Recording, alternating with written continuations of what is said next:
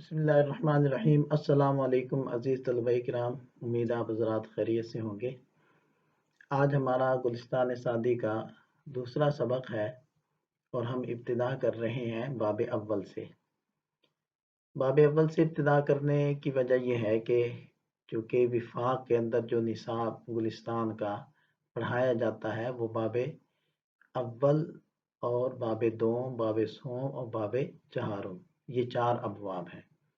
تو اسی وجہ سے ہم نے انہی ابواب کا انتخاب کیا ہے، چونکہ ہمارے اولین مخاطبین ان اسباق کے وہ مدارس کے طلبہ کرام ہی ہیں۔ تو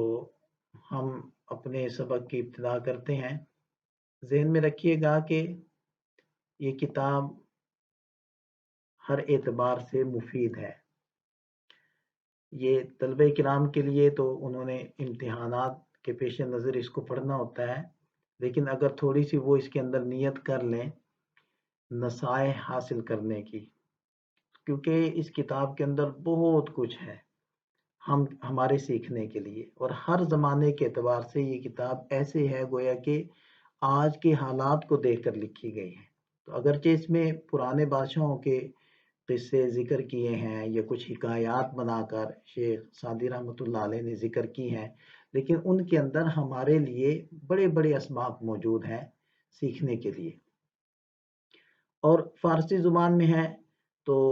وہ بڑی مزیدار زبان ہے، میٹھی زبان ہے۔ فارسی زبان کا ایک بڑا حصہ ہماری اردو کے اندر شامل ہے، تو اگر ہم فارسی کو بھی سمجھ کر پڑھیں تو انشاءاللہ ہماری اردو بھی بہتر ہوگی۔ حکایت شروع کرتے ہیں۔ باب اول در سیرت پادشاہ، پہلا باب بادشاہوں کی عادات کے بارے میں۔ حکایت نمبر 1۔ پادشاہ راشنیدم، میں نے ایک بادشاہ کے بارے میں سنا کہ بکشتن اسیرے، کہ ایک قیدی کو قتل کرنے کا اشارہ کرد بادشاہ نے اشارہ کیا۔ بیچارہ، بیچارہ کا ترجمہ بیچارہ ہی کریں گے، اردو میں بھی یہ لفظ استعمال ہوتا ہے۔ درا حالت نومیدی، اس نو امیدی کی حالت میں، بزبانے کے داشت، جو اس کی زبان تھی، ملک را، بادشاہ کو، دشنام دادن، گرفت، گالیاں دینا شروع کر دی۔ یعنی جب وہ اسیر یعنی قیدی، اس کو یہ پتا چلا کہ اب میں نے مرنا ہی مرنا ہے اور میرے پاس اب کوئی بچنے کا راستہ نہیں ہے، تو اس نے سوچا کہ دل تو ٹھنڈا کروں، مرنے تو لگاؤں۔ بادشاہ کو اس کے دربار میں کون گالیاں دے سکتا ہے، کون برا بھلا کہہ سکتا ہے؟ لیکن جس نے مرنا ہو، جس کو پتا ہو کہ ابھی 2-4 منٹ میں میری گردن اتار دی جانی ہے، تو سب سے بڑا خطرہ تو یہی ہوتا ہے، اور وہ خطرہ اس نے اس کو فیس کر لیا، یعنی اس کا سامنا تو کر لیا ہے۔ تو اب اس نے یہ سوچا کہ چلو مرنے تو لگاؤں، دل تو ٹھنڈا کروں، تو اس نے اپنی زبان میں وہ بادشاہ کو گالیاں نکالنا شروع کر دی۔ وسیقت گفتن، اور برا بھلا کہنا شروع کیا۔ کہ گفتہ اند، کیونکہ عقل مندوں نے کہا ہے، لوگوں کے ہاں یہ بات معروف ہے، ہر کے دست از جاں بشوید، کہ جو شخص ہاتھ جان سے دھو بیٹھے، جان سے ہاتھ دھو بیٹھنا یہ اردو کے اندر بھی محاورہ ہے، یعنی اپنی زندگی سے نا امید ہو جانا۔ تو انہوں نے ایک ضابطے کے طور پر یہ بات ذکر کی کہ جو شخص اپنی زندگی سے نا امید ہو جاتا ہے، ہرچے در دل آرد بگوید، پھر جو اس کے دل میں آتا ہے وہ کہہ بیٹھتا ہے، وہ پھر صبر نہیں کرتا ہے۔ اور اسی کی مناسبت سے شیخ سعدی رحمۃ اللہ علیہ شعر لائے ہیں: وقت ضرورت، مجبوری کے وقت، چونہ ماند گریز۔ بلکہ میں پہلے ایک شعر، پورا شعر پڑھ دیتا ہوں۔ وقت ضرورت چونہ ماند گریز، دست بگیرد سر شمشیر تیز، کہ مجبوری کے وقت جب بھاگنے کی کوئی جگہ باقی نہ رہے تو ہاتھ پکڑ لیتا ہے سر شمشیر تیز، تیز تلوار کے سرے کو یا اس کی دھار کو، کہ جب اور کوئی شکل نہیں ہے اور کوئی صورت نہیں ہے بھاگنے کی، تو پھر آدمی ہاتھ سے تلوار کو بھی پکڑ لیتا ہے، کیونکہ اور کوئی راستہ نہیں ہے۔ اسی مناسبت سے آگے جو شعر نئے ہیں عربی والا، اذا یئس الانسان طال لسانہ، جب انسان نا امید ہو جاتا ہے تو اس کی زبان لمبی ہو جاتی ہے، کسنور مغلوب یسول علی القلب، جیسے کہ دبی ہوئی بلی، سنور بلی، مغلوب دبی ہوئی، یسول علی القلب کتے کے اوپر حملہ کر بیٹھتی ہے۔ تو دیکھیں بلی کمزور جانور ہے، کتا اس کے سامنے مضبوط ہے، قوی ہے، لیکن جب بلی بھی پھنس جاتی ہے اور دب جاتی ہے اور یہ سمجھتی ہے کہ اب میرے پاس بھاگنے کا، جان بچانے کا کوئی راستہ نہیں ہے، تو پھر اس کے پاس آخری حربہ یہی ہوتا ہے کہ وہ حملہ کر دے۔ جیسے کہ ہم نے دیکھا ہے کہ بچے بھی اگر بلی کو کسی کمرے میں بند کر کے مارنے لگے، پہلے تو وہ بھاگے گی، چھپے گی، لیکن جب اس کو یہ احساس ہوگا کہ میرے بھاگنے کی کوئی جگہ نہیں ہے تو پھر وہ حملہ کر دے گی اور بعض دفعہ بڑا نقصان کر دے گی۔ تو یہاں تک جو ابھی تک یہ حکایت ہوئی ہے، اس سے ہمیں یہ سمجھ میں آیا کہ کمزور کو، ٹھیک ہے آپ کے پاس قوت ہے، اختیارات ہے، لیکن کمزور کو اتنا مجبور نہ کرو، اتنا ضد نہ کرو کہ وہ یہ سمجھے کہ میرے پاس اور کوئی راستہ ہی نہیں ہے، اور پھر وہ آپ کا کوئی ایسا بڑا نقصان کر دے کہ جو قابل تلافی نہ ہو۔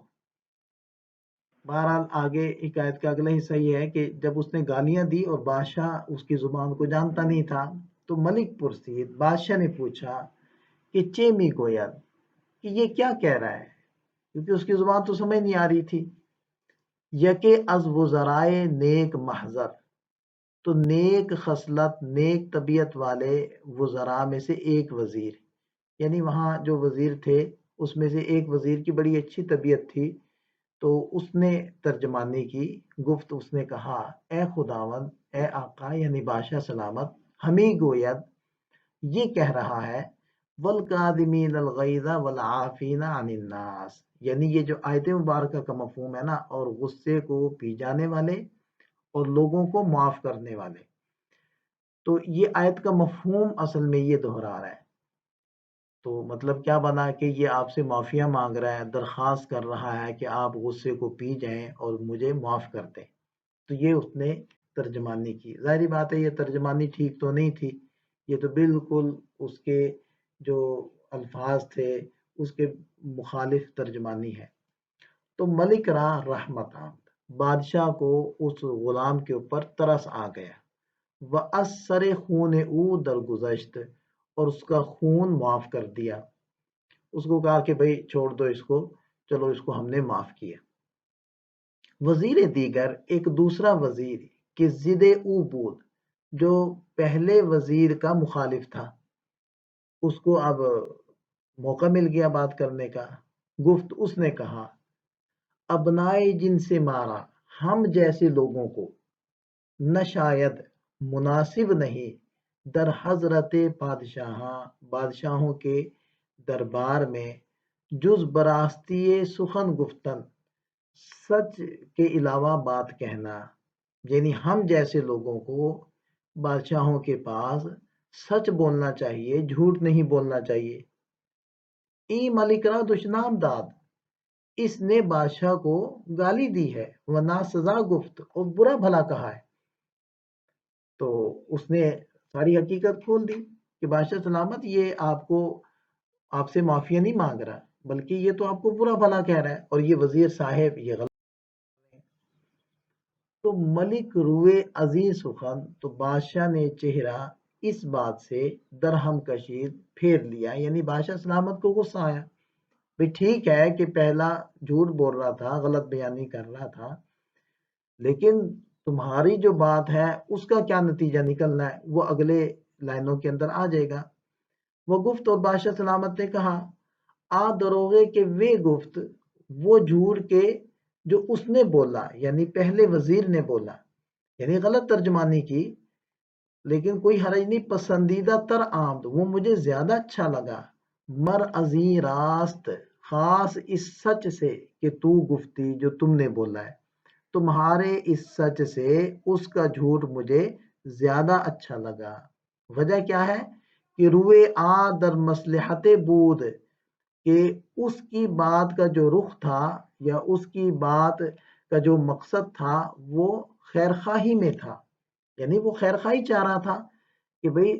بادشاہ سلامت کو اگر میں اس طریقے سے غلط ترجمانی کر دوں گا اس بیچارے کی جان بچ جائے گی اور بادشاہ ایک بہت بڑے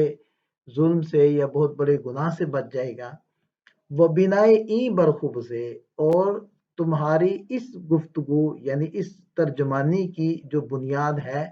وہ گندگی پر ہے، وہ فتنے کے اوپر ہے کہ اس سے کیا ہوگا کہ اس بیچارے کی جان جائے گی اور میرے ہاتھوں ایک قتل ہو جائے گا۔ وہ خرد منداں گفتان، اور عقل مندوں نے کہا ہے کہ دروغ مصلحت آمیز،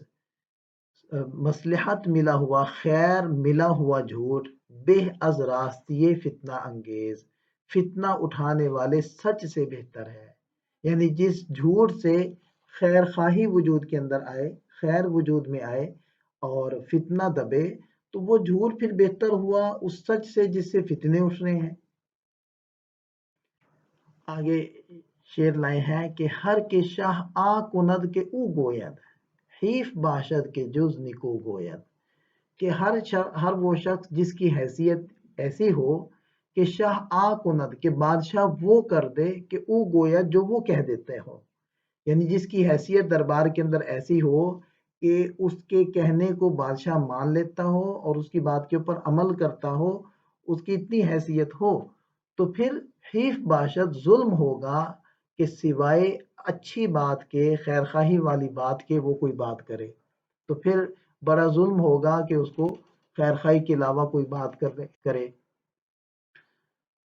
اور اسی کے اوپر ایک لطیفہ، لطیفہ سے مراد یہاں وہ اردو والا لطیفہ نہیں ہے بلکہ لطیفہ سے مراد ہے عمدہ بات۔ برطاق ایوان فریدوں نوشتہ بود، فریدوں ایک بادشاہ گزرا ہے، فریدوں کے محل کے محراب کے اوپر نوشتہ بود لکھا ہوا تھا۔ مثنوی: جہاں اے برادر نماند بکس، دل اندر جہاں آفری بندوبس، مکن تکیہ بر ملک دنیا و پشت، کہ بس یار کس چوں تو پرورد و کشت، چو آہنگ رفتن کند جان پاک، چہ بر تخت مردن چہ بر روئے خاک۔ جہاں اے برادر، اے بھائی، جہان نہ ماند بکس، کسی کے لیے باقی نہیں رہے گا، دل اندر جہاں آفرے، دل جہان کو پیدا کرنے والے کے ساتھ لگا، وہ بس، اور بس، کسی اور کی طرف متوجہ مت ہو۔ مکن تکیہ بر ملک دنیا و پشت،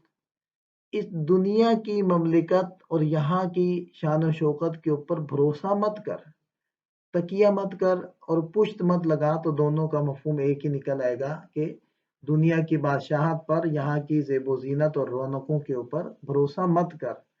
کہ بس یار کس چوں تو پرورد و کشت، کہ دنیا نے کس چوں تو، بس یار کس، بہت سارے لوگ، چوں تو، تجھ جیسے، پرورد پالے، و کشت اور قتل کر دی، کہ دنیا نے تیرے جیسے بہت سارے پالے ہیں اور ختم کر دیے ہیں، لہذا اس دنیا کی زیب و زینت اور یہاں کے اقتدار اور عہدے کے اوپر تم اعتماد مت کرو۔ چو آہنگ رفتن کنت جانے پاک، جب جانے کا ارادہ، آہنگ میں نے ارادہ، رفتن میں نے جانا، جانے سے مراد دنیا سے جانا، جب پاک جان نے